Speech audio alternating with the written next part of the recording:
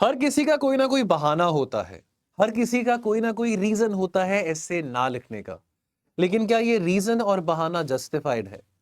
10 कारण कि आपको डर क्यों लगता है ऐसे लिखने के लिए और उसके 10 सॉल्यूशंस क्या हैं, वो आज के इस वीडियो में हम बात करने वाले हैं। मेरा नाम है कुबेर सिंह और मैं हूं आपका educator for international relations, for internal security as well as for essay writing. आइए let's have a close look कि क्या यहां पे हम आपकी मदद कर सकते हैं। रीजन नंबर वन क्या है कि आपको डर लगता है? क्योंकि आपको टॉपिक समझ में नहीं आ रहा है। आपको topic, you have the inability to understand the topic, you are struggling to interpret the meaning of the abstract topic और the philosophical topic, and therefore आपको डर लगता है कि आप, यू आर फियरिंग दैट कि अगर आप उस टॉपिक के ऊपर कुछ लिखने बैठोगे, अटेम्प्ट करने बैठोगे, तो you will and up deviating from the topic. ये आपका डर नंबर वन है। मैं समझ सकता हूं, बिकॉज अगर आप अभी ग्रेजुएट हुए हैं, आपने ग्रेजुएशन के बाद अभी तैयारी शुरू करी है, तो लगभग 6-7 साल हो गए होंगे ऐसे लिखे को। अज्यूमिंग आपने 10th क्लास में ऐसे लिखा था या चलो 12th क्लास में लिखा था, तो आपके माइंड में डर है कि यार मेरी इंग्लिश इतनी अच्छी नहीं है, टॉपिक का मतलब मैं गलत इंटरप्रेट ना कर लूं। Then number two, fear number two आपका क्या है? Structuring the essay. अब आपको इस बात का डर है कि आप एक कोहेरेंट स्ट्रक्चर नहीं बना पाएंगे। कोहेरेंट स्ट्रक्चर में चाहे वो स्ट्रॉन्ग इंट्रोडक्शन है, बैलेंस बॉडी है, कोहेरेंट पैराग्राफ्स हैं जिसमें प्रॉपर फ्लो आ रहा है, या एक कंपेलिंग कंक्लूजन है, आपको इस बात का डर है कि ये सब चीजें आप अपने एसे में इंक्लूड नहीं कर पाएंगे। क्यों ऐसा लगता है कि आप इंक्लूड नहीं कर पाएंगे? Why?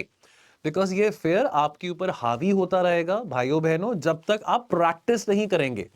Alright, reason number three, भाई आपके पास कंटेंट नहीं है, कंटेंट की कमी है आपके पास, you running out of content. और मैं ये कहता हूं कि भाई आप यूपीएससी की तैयारी कर रहे हो, चाहे आप जुडिशरी का पेपर दो, चाहे आप एसएससी का, बैंकिंग का, सीएपीएफ का, यार अगर आपने इतनी तैयारी यूपीएससी की करी है, ऐसा हो ही नहीं सकता कि कंटेंट की कमी आपके पास है। वो कंटेंट को अरेंज करना आपको नहीं समझ आ पा रहा, और इसी करके आपके पास वो सफिशिएंट एग्जांपल्स नहीं है, सफिशिएंट डेटा नहीं है, प्रॉपर एनालिसिस नहीं है जो आप अपने एसे में डाल सकें। Then reason number four, time management जी। टाइम मैनेजमेंट के 3 घंटे में 2 ऐसे लिख पाना हमारे लिए बहुत चैलेंजिंग है, बिकॉज ब्रेनस्टॉर्म भी करना है।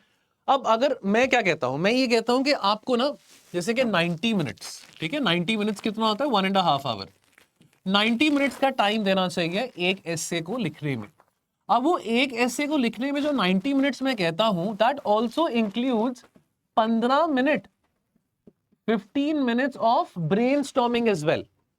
तो अगर 15 मिनट का ब्रेन स्टॉर्मिंग आप करते हैं, 75 मिनट्स में आप अपना ऐसे लिख बैठते हैं, तो 90 मिनट्स में सफिशिएंट है। 85 to 90 minutes is sufficient.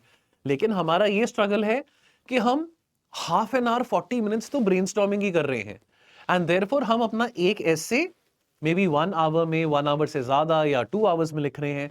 Fine, आज पर मैं उन बच्चों को अप्रिशिएट करूंगा जो लिख रहे हैं, जो कोशिश कर रहे हैं। लेकिन ये जो डर है, ये डर आपके माइंड में तब तक हावी होता रहेगा जब तक आप इसका इलाज ना करें, विच मींस जब तक आप प्रैक्टिस ना करें। Alright, okay. Then reason number five, depth of analysis. Sir, हमको इस बात का डर है कि हम अपने आर्ग्यूमेंट्स को काफी सुपरफिशियली प्रेजेंट करेंगे, जो कि बच्चे करते भी हैं। कई बार बहुत वो किडिश और स्कूलिश, जैसे स्कूल गोइंग टाइप कंटेंट लिख देंगे, जहां पे उनके आर्ग्यूमेंट्स ऐसे लगेंगे that is just for the sake of it. कोई भी एग्जांपल ले लेंगे, Mahatma Gandhi, B R Ambedkar, and बस उसको जानबूझ के बस जोड़ने की कोशिश करेंगे टॉपिक के साथ। एग्जाम्पल भले गलत ना हो, एग्जाम्पल ऑफ द पर्सनालिटी भले गलत ना हो, वो सही होगा, लेकिन वो एग्जाम्पल आपने क्यों लिया है, क्या रीजन है? सो विच मीन्स के जो लॉजिकल कनेक्शन है, तो लॉजिकल कनेक्शन, लॉजिकल कनेक्शन होना बहुत जरूरी है विद द टॉपिक। अगर आपका लॉजिकल कनेक्शन नहीं आ पा रहा विद द टॉपिक, आप अपने एग्जाम्पल को लॉजिकली कनेक्ट नहीं कर पा रहे हैं, then your content would end up looking very superficial. Okay, reason number six, language and expression. बहुत बच्चे ये गलती करते हैं, कितनी कॉपीज में चेक करता हूं, उनका of, if, but, there, where, ये सब गड़बड़ होता है। बहुत सारे बच्चों को इस बात का डर है कि यार हमारी वोकैबुलरी इतनी स्ट्रांग नहीं है, हमारा ग्रामर इतना अच्छा नहीं है, और इसके कारणवश हम अपने आइडियाज एक्सप्रेस नहीं कर पा रहे हैं। काफी बार बच्चों को मैंने ये भी बोला है कि ना आपका कंटेंट पढ़ के ऐसा लग रहा है कि आप हिंदी टू इंग्लिश कन्वर्जन कर रहे हो, कि आपके माइंड में हिंदी में थॉट आ रहा है, उसको इंग्लिश में लिख रहे हो। नाउ अंडरस्टैंड वन थिंग कि ये प्रॉब्लम क्यों आ रही है। पहली बात तो आपको मैं कहता हूं कि वोकैबुलरी हाई फाई होना जरूरी नहीं है। मैंने बहुत बार कहा है कि इतने हाई फाई ऑक्सफोर्ड डिक्शनरी या Shashi Tharoor type words use करने जरूरी नहीं है। आप न्यूज़पेपर पढ़ते हो, एडिटोरियल्स पढ़ते हो, उसमें जितनी ग्रामर दी गई है, जितनी वोकैब दी गई है, उतना ही अगर आप लिख सको, वैसे वर्ड्स लिख सको, तो मोर देन सफिशिएंट है। Then reason number 7, relevance of the content. Sir content है मेरे पास, लेकिन मुझे ये नहीं पता कि वो कंटेंट जो है क्या वो रेलेवेंट होगा टू द टॉपिक, क्या वो रेलेवेंट होगा to the essence of the quotation जिसके ऊपर मैं ऐसे लिख रहा हूं। और इस बात को लेके लोगों के अंदर बहुत घबराहट होती है, एंग्जाइटी होती है, दैट क्या मेरी इंफॉर्मेशन या क्या मेरे दिए गए एग्जांपल्स मैच करेंगे एसे के साथ, एसे के टॉपिक के साथ। Then relevance reason number 8, you are facing a problem of balancing multiple perspective. Now we always encourage that you should have multiple dimensions in your essay, which means the pestle approach. You can write anecdotes from the ethical approach, from the governance approach, from the historical angle, from the geographical angle. However, it can be very overwhelming. Can be very daunting for students to maintain this balance of multiple perspectives. लेकिन भैया करना तो पड़ेगा। Multiple perspectives के साथ जब तक आप अपना ऐसे नहीं लिखेंगे तो आपको एवरेज मार्क्स मिलेंगे, अच्छे मार्क्स नहीं मिलेंगे। Reason number 9, you fear that you will get low scores and this is why you don't end up doing essay writing at all. जब तक मेरी तैयारी पूरी नहीं हो जाती तब तक मैं ऐसे नहीं लिखूंगा। आपकी तैयारी भैया कब खत्म होगी? 2 साल के बाद, 3 साल के बाद, 4 साल के बाद कब खत्म होगी? एक बात बताओ, जितना मर्जी टाइम ले लो, यूपीएससी ऐसा पेपर है 10 साल भी इसके बारे पढ़ते रहो तो भी आपको हमेशा लगेगा कि मेरी तैयारी कंप्लीट नहीं है, क्योंकि इस पेपर का नेचर ही ऐसा है बेटा, इस पेपर का नेचर ही ऐसा है। और इतना time, if you and up devoting 10 years for preparing for UPSC, it is not feasible at all. So therefore you have to overcome this fear of low score. You will have to score low in order to score high, because till the time you don't score low, till the time you don't really understand that where are you going wrong, till the time you don't understand what are my problems, where am I lagging, you will never get to know from where to go high. And then last reason number 10, personal bias. Now many aspirants, they think that I will end up reflecting my personal bias or one-sided opinions, and that might end up giving a negative impression to the examiner who is evaluating the essay. Well, the idea is to write. The idea is to get out of your inertia and write. In the winters, what is the difficult thing to do? Winters में सुबह सुबह सबसे मुश्किल बात क्या होती है? सबसे मुश्किल बात होती है अपने आप को रजाई में से निकाल के उठना, अपने आप को इनर्शिया में लेके आना, मोमेंटम में लेके आना। ये सबसे डिफिकल्ट बात होती है। अब सबसे ज्यादा मुश्किल बात को करना, अचीव करना कितना अच्छा लगता है। Now it is all a state of mind. आपके माइंड में सब कुछ है, आप करना चाहो देखो सर्दी की बात करी और छींक आ गई, God bless me, I am so sorry. करना चाहो तो कुछ भी कर सकते हो, लेकिन जब तक आपके मन में डर बैठा होगा, आपके मन में डर है कि मैं ऐसा करूंगा तो मार्क्स कम आएंगे, ऐसा लिखूंगा तो नेगेटिव इंप्रेशन होगा, अरे लिखो तो सही। इंप्रेशन की तो बात की बात है, आप इस डर के कारण ऐसे नहीं लिख रहे हो, तो ये तो बहुत बेवकूफी की बात है ना। नाउ 10 बहाने और 10 solutions. Let me also discuss the solutions with you. 10 step solution के आप अपने डर को, अपने फेयर को कैसे ओवरकम कर सकते हो। Solution number 1, understand the essay paper. उठाओ पुराने पेपर्स, उठाओ, फेमिलराइज करो अपने आप को यूपीएससी के पुराने एसे के पेपर्स के साथ। अंडरस्टैंड करो एक्सपेक्टेशन क्या है, टॉपिक की एक्सपेक्टेशन क्या है, क्लैरिटी, स्ट्रक्चर, बैलेंस और रेलेवेंस, इन चीजों को लेके आने की कोशिश तो करो। कैसे करोगे? प्रैक्टिस करके करोगे, ठीक है। उठाओ पिछले 5 साल के ऐसे के पेपर्स उठाओ। देखो अभी अगर आप प्रीलिम्स दे रहे हो इस साल 2025 में, फ्रैंकली स्पीकिंग 15 फरवरी तक आपके पास टाइम है ऐसे राइटिंग का, बाद में नहीं होगा, बता रहा हूं। बाद में आपको एक फेयर ऑफ मिसिंग आउट वाले मोड में आ जाएंगे और प्रीलिम्स की ही तैयारी करेंगे, which is fair enough, because you have to give a couple of months for pre also, because अगर वही क्लियर नहीं होगा तो मेंस में कैसे जाएंगे। मैं अभी भी कह रहा हूं कि आपको अपने डर से निकलने के लिए पहले डिलिबरेटली लिखना पड़ेगा। अंडरस्टैंड, पिछले 5-6 साल के पेपर उठाओ, देखो कैसे क्वेश्चंस, कैसे टॉपिक्स आए हैं। हर साल फिलोसॉफिकल टॉपिक्स नहीं आए, कभी कभी बहुत थीमेटिक टॉपिक्स भी आए हैं। Start writing from easy topics and then you go on to the difficult topics.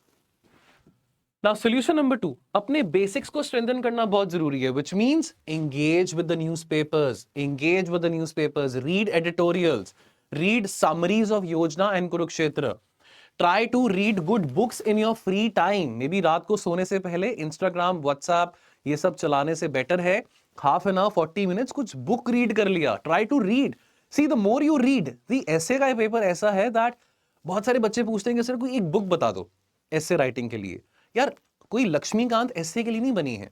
Understand one thing, there is no spectrum modern history for essay, there is no particular book for essay, it all depends आप कितने well read हैं।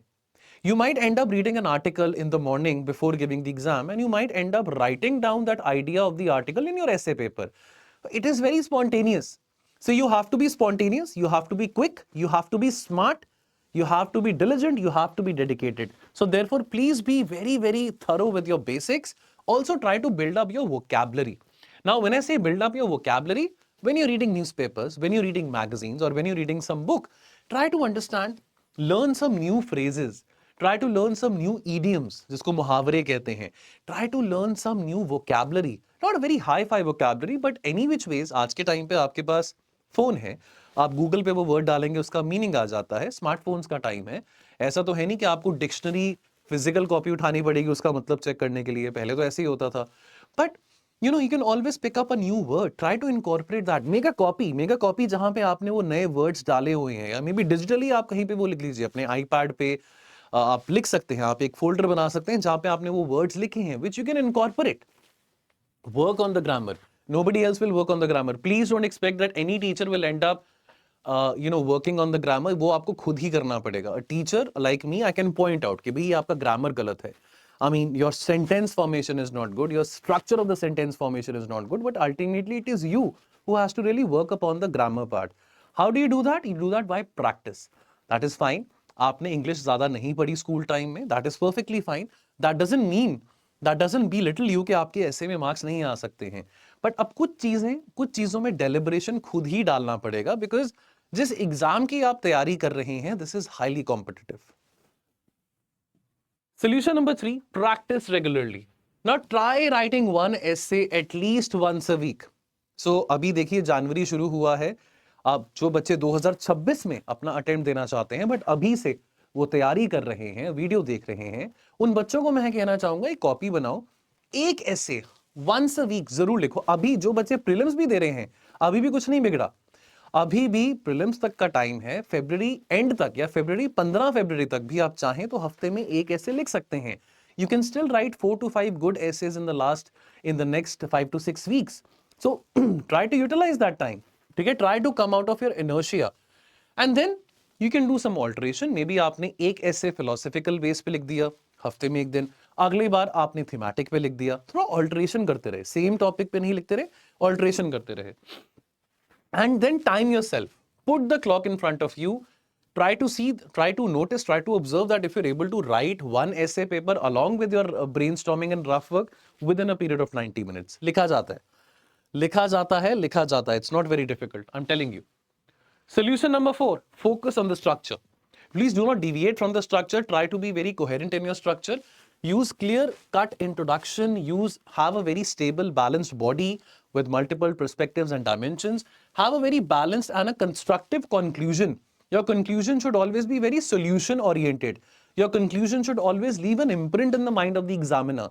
Your conclusion should always have some essence which is emotionally connecting with the examiner as well. And then dive the body into subsections like your societal, your political, economic, ethical, environmental dimensions. So जो pestle approach की हम बात करते हैं, pestle along with probably historical या governance की बात होगी या geographical dimension की बात होगी. So I mean, this multi-dimensional approach is very important. Try to use headings and subheadings in your drafts, not in the final exam. Now those subheadings and headings will probably help you to maintain that transition when you shift from one example to the other example. So perhaps essay ऐसा लिखो, write the essay in a way that examiner को एक natural सा flow लगे from one paragraph to the other paragraph, ऐसा ना लगे कि आप ट्रांजिशन को, ठीक है, it's not bad to use subheadings in order to compensate for lack of transition, not bad, but try to write essay in a way जहां पे आप बिना सब हेडिंग के भी ऐसा नेचुरल फ्लो में ऐसे लिख रहे हैं that it is very understood and very easy for the examiner to comprehend that okay, now he or she has finished writing on this example, and now he or she is moving on to the next example with a justified conclusion to the example discussed before. Solution number 5, work on your presentation. Work on your presentation. Please write neatly and legibly, because many of the students, they don't end up writing neatly. It's a struggle for me to read their essays. Then avoid lengthy paragraphs. Try to, emphasize more on conciseness and try to be very crisp in your sentences. Please use examples, anecdotes, and diagrams wherever relevant. But the diagrams and the flowcharts are not meant to compensate for your average content. It doesn't mean that you've drawn a diagram that your job is done. No, your job is not done by drawing a diagram. It is not done. Solution number 6, learn from the toppers. At least 10 से 15 copies पढ़ो toppers की. Read the essays by the previous toppers to understand their style and their structure. See, अगर उनका style आप adapt कर पा रहे हैं, या मे बी आपका स्टाइल उससे ज्यादा बेटर है, या मे बी अपने स्टाइल में आप कुछ मॉडिफिकेशन लेके आ पा रहे हैं, एंड देन एनालाइज करो उनका जो तरीका है of balancing the perspectives, and वो कैसे अपने कोट्स को और एनेक्डोट्स को और एग्जांपल्स को इंटीग्रेट कर पा रहे हैं. Then solution number 7, you need to develop a content bank.